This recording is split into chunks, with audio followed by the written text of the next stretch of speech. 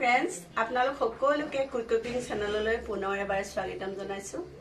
আজি 25 তাৰিখ শুক্ৰবাৰ আৰু যোৱা বুধবাৰে মই ভেকচিনটো ল'লোগে।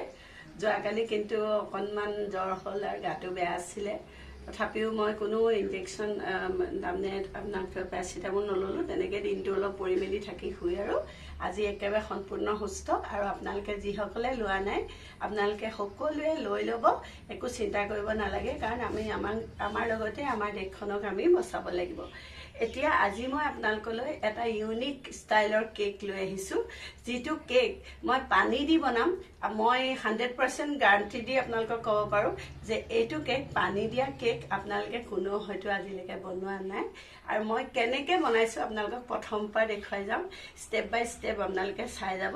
আৰু যদি ভাল লাগে তেতিয়াহ'লে আপোনালোকে ট্ৰাই কৰিব, আৰু খুব সোৱাদ হয়। মই প্ৰায় বনাওঁ, আৰু আপোনালোকে যদি ভাল পায় মোৰ এই চেনেলটো তেতিয়া আপোনালোকে লাইক কৰিব, শ্বেয়াৰ কৰিব। আৰু যদি সঁচাকৈ কেক বনোৱাৰ পদ্ধতিটো আপোনালোকৰ ভাল লাগিলে তেতিয়াহ'লে নতুন ভিউৱাৰ্ছ হ'লে মোক ছাবস্ক্ৰাইব কৰিবলৈ নাপাহৰিব। ধন্যবাদ। প্ৰথমতেই চাওক, এয়া মই বাদাম লৈছোঁ ইমানখিনি। আপোনালোকে অকণমান মন কৰক, বাদাম অকণমান সৰহ হ'লেও বিশেষ চিন্তা কৰিবলগীয়া নাই। তথাপি মই এই গ্লাছটো ইমানখিনি লৈছোঁ বাদামৰ গুড়ি। বাদাম মই কেঁচা বাদাম ভাজি পেলাই গুড়ি কৰি থৈছিলোঁ। আৰু চাওক, এই 1 কাপ সম্পূৰ্ণ পানী দেখিছে।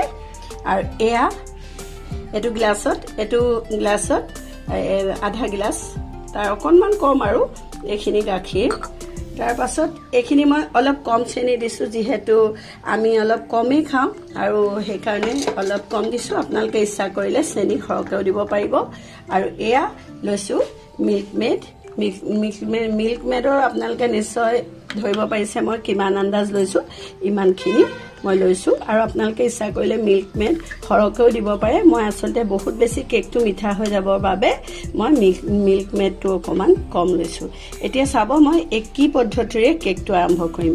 মই এতিয়া কেক বনাবৰ কাৰণে বেলেগ মই বল ইউজ কৰা নাই, এই কেৰাহীখন ইউজ কৰিছোঁ। এতিয়া কেৰাহীখনত প্ৰথমতেই চাওক, মই এই বাদামখিনি দি দিলোঁ, বাদামৰ গুড়িখিনি দি দিলোঁ। তাৰ পাছত মই এই বাদামৰ গুড়িখিনিৰ লগত চাওক, এই সম্পূৰ্ণ এয়া পানীখিনি মই দি দিলোঁ। দি দিয়াৰ পাছত মই ইয়াত চেনিখিনি ল'লোঁ, চেনিখিনি দি দিলোঁ। চেনিখিনি দিয়াৰ পাছত চাওক, এই গাখীৰখিনি দি দিলোঁ। তাৰ পাছত মই এইখিনিৰ লগত এই মিল্ক মেড গোটেইখিনি ইয়াত একেলগে গোটেইখিনি দি দিম।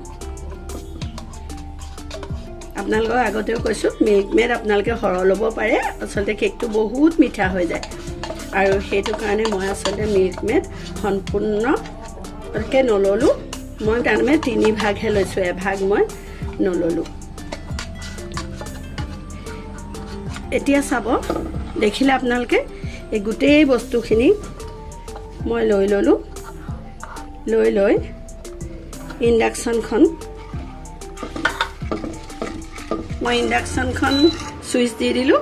তাৰ পাছত মই এই কেৰাহীত এই মিশ্ৰণটো আপুনি দেখিলে যে সেইটো মই ইয়াত অলপ সময় উতলিবলৈ দিম। যেতিয়া এইটো ফুটকৈ এটা অকণমান ফুট হ'ব, তেতিয়া মই আকৌ তাৰপিছৰখিনি কি কৰাম আপোনালোকক দেখুৱাই আছোঁ।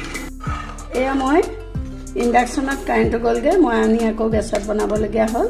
এয়া দেখিছে অকণমান ফুট হৈছে। এই ফুট হোৱালৈকে, এইখিনি হোৱাৰ পাছত মই এইটো গেছটো অফ কৰি দিম আৰু এইটো ঠাণ্ডা হ'বলৈ দিম। এই মিশ্ৰণটো মই ফেনৰ তলত সম্পূৰ্ণকৈ ঠাণ্ডা কৰি আনিলোঁ। তাৰপাছত মই এতিয়া ইয়াত লৈছোঁ ময়দা এই গ্লাছটোৰে 1 গিলাচ, আৰু ইয়াত মই 2 চামুচ বেকিং পাউডাৰ,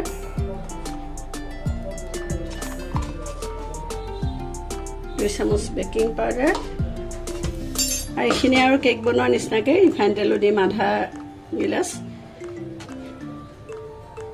এইখিনি ল'লোঁ ময়দা। তাৰ পাছত লৈছোঁ এইটো একে গ্লাছটোৰে আধা গিলাচ ৰিফাইন অইল। আৰু এই মিশ্ৰণটো মই ভালদৰে এতিয়া কেকৰ বেটাৰ যেনেকৈ বনাব লাগে ঠিক তেনেদৰে মই বেটাৰটো বনাই ল'ম। ভেনিলা এচেঞ্চ দি দিছোঁ। আপোনালোকৰ থাকিলে ভেনিলা এচেঞ্চ দিব, নহ'লেও নাই, এইটো খুব এচেঞ্চিয়েল নহয়। আৰু এতিয়া মই এইটো অপশ্যনেল হয়। এতিয়া মই এইটো চব কেকৰ টিন মই সাজু কৰি ৰাখিছোঁ। ইফালে মই মাইক্ৰ' অভেনটো প্ৰিহিট দি থৈছোঁ আৰু তাৰ পাছত মই এইটো কেক এতিয়া অভেনত উঠাই দিম। এইটো মই অকণমান টেপ কৰি দিছোঁ, দিয়াৰ পাছত প্ৰিহিট দি থৈছিলোঁ। আৰু এতিয়া মই কনভেকশ্যনত 180 ডিগ্ৰীত 35 মিনিটছ মই অভেনত দি দিম। 180 ডিগ্ৰী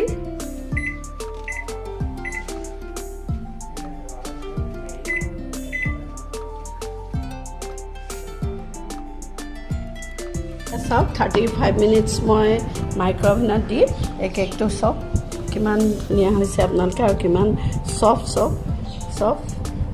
এয়া চাওক আপোনালোকে আৰু ইমান কোমল হৈছে নহয়।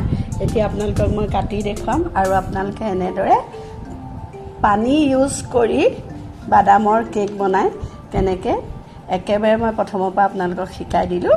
নিশ্চয় আপোনালোকে ভালদৰে জানিলে আৰু মই আশা কৰিছোঁ আপোনালোকে এইদৰে কেক বনাব আৰু আপোনালোকে ঘৰত খাব। আৰু ইয়াকে কৈ মই ধন্যবাদ জ্ঞাপন কৰিলোঁ।